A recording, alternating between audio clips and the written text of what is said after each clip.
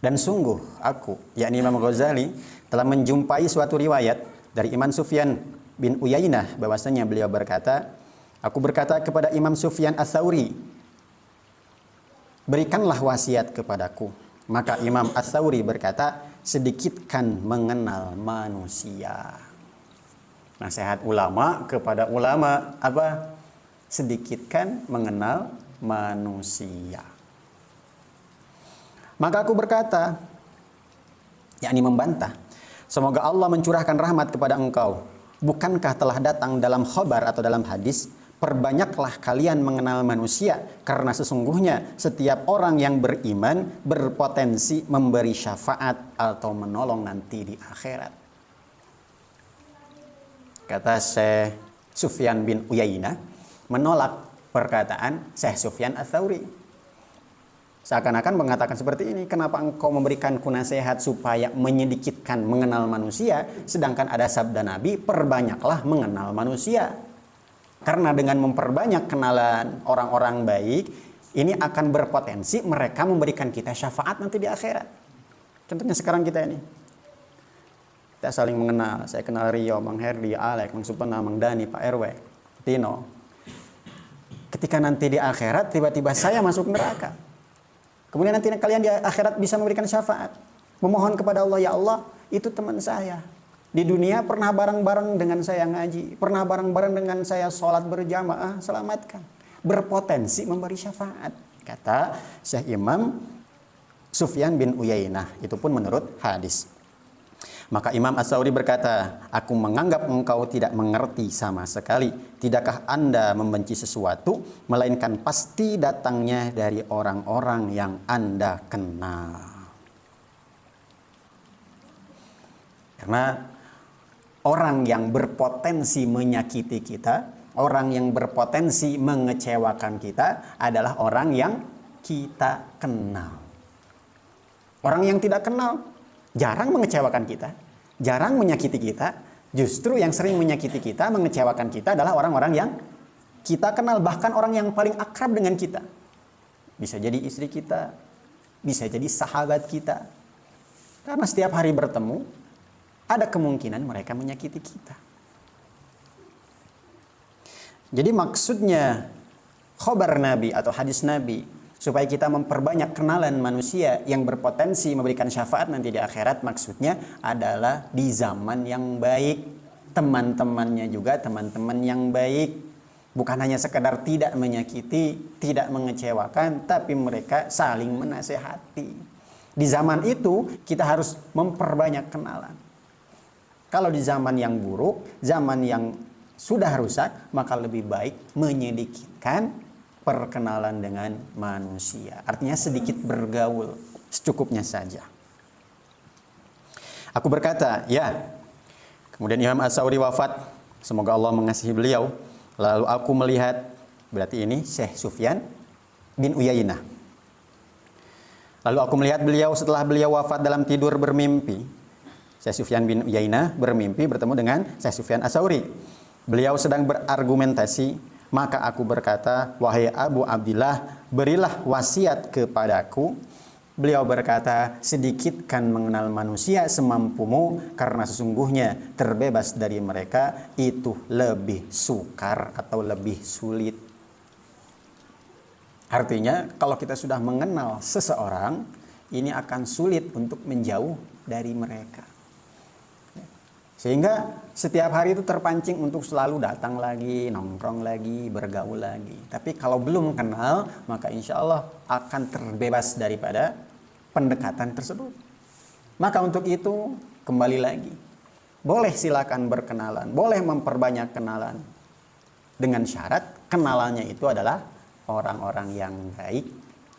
Yang insya Allah tidak menyakiti kita, mengecewakan kita. Dan yang terpenting, mereka selalu menasihati kita jika kita salah. Dan juga uzlah ini harus mempunyai niat yang baik. Di antara niat uzlah yang pertama, menahan kejahatan diri kita. Kita pergi ke suatu tempat atau berkhalwat, lebih memperbanyak diri kita di rumah daripada bergaul. Niatnya yang pertama untuk menahan keburukan diri kita.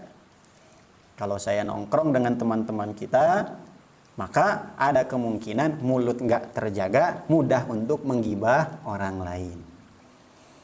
Kalau saya nongkrong dengan teman-teman saya, yang terjadi saya suka nyeletuk, kata-katanya nyinggung orang lain. Yang pertama, menahan keburukan dari diri kita. Atau kita suka pukul-pukul orang, beruzlah atau berkhalwat supaya tidak pukul-pukul. Ataupun keburukan yang lainnya. Yang kedua, niat uzlah atau khalwat adalah untuk mencari keselamatan dari orang jahat. Contohnya, kita ini orang yang gampangan. Diajak ke sana mau, diajak ke sini mau. Ada yang nonton dangdut mau, ngajak minum khamar mau, diajak bersenang-senang ke sana mau, diajak ngaji juga kadang-kadang mau. Mudah sekali untuk diajak. Nah, kita khalwat atau beruzlah dengan niat menghindar dari keburukan orang-orang yang suka ngajak gak benar itu.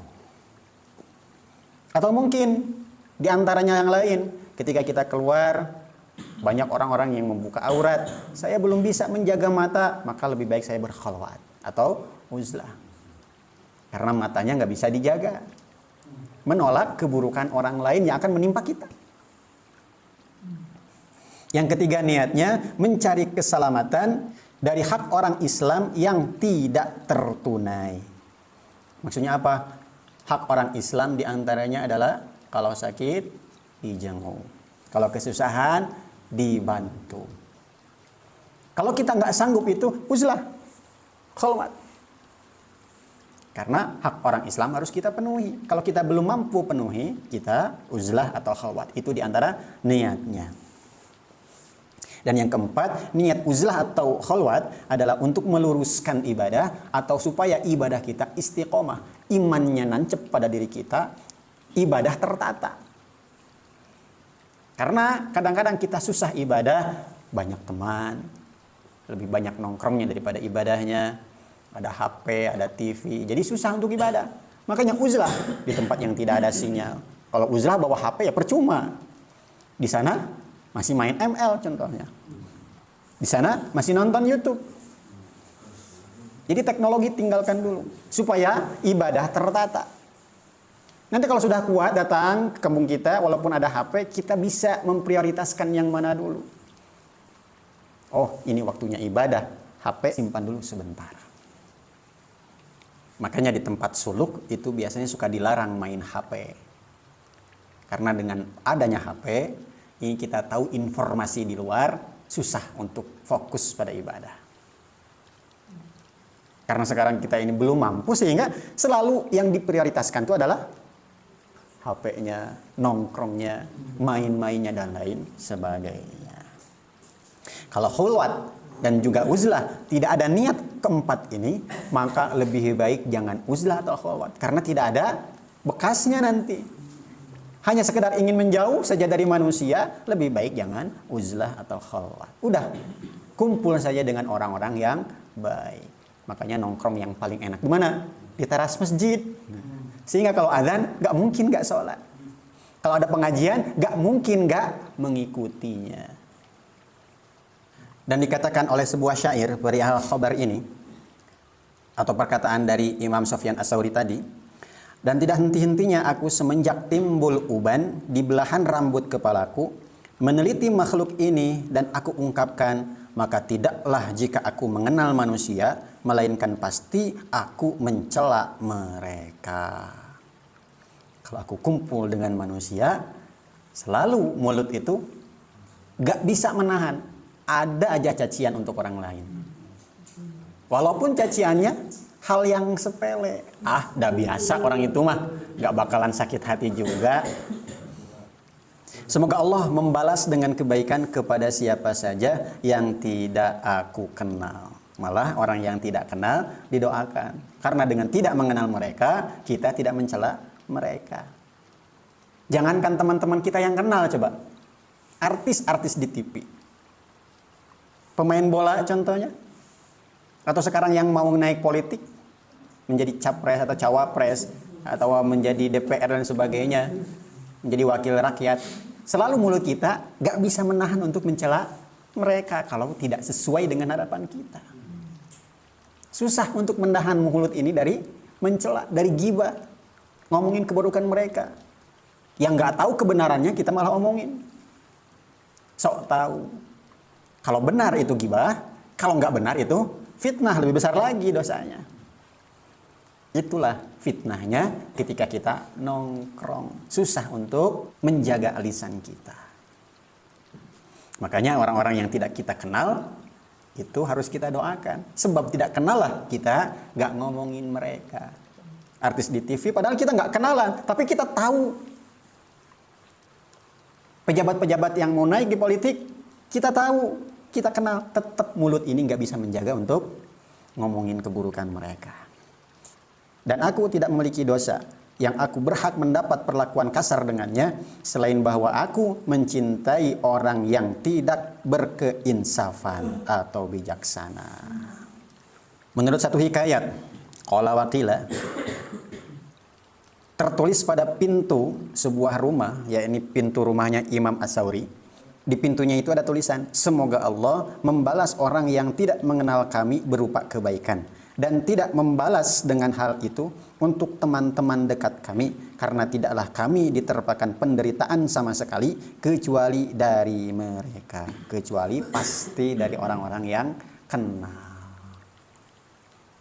Dan para ulama bersyair tentang hal itu, semoga Allah membalas dari kami berupa kebaikan kepada orang yang tidak ada antara kami, tidak ada antara kami saling tidak mengenal. Dan tidak ada antara dirinya suatu tali kasih dan kami tidak saling mengenal. Karena tidaklah menimpa kami suatu gundah dan tidaklah kami peroleh suatu resah dari orang-orang, melainkan dari orang yang kami kasihi dan kami kenal. Gundah gulana, keresahan, kesedihan, kekecewaan datangnya biasanya dari orang-orang yang kita kenal, bahkan orang yang kita cintai. Makanya selalu doakan orang-orang yang tidak kenal, yang kita tidak kenal pada mereka, yang mereka tidak kenal kepada kita. Kita selalu doakan mereka karena mereka orang-orang yang tidak pernah mengecewakan kita. Mudah-mudahan Allah Subhanahu wa taala fahamkan kita semuanya. Yang betulnya dari Allah, yang salahnya dari kebodohan kekurangan saya pribadi. Wallahu a'lam bishawab. Kita tutup doa kifaratul majlis. Subhanallah wa bihamdihi, subhanakallahumma wa bihamdika, asyhadu an la ilaha illa anta, astaghfiruka wa atubu ilaik. Wassalamualaikum warahmatullahi wabarakatuh.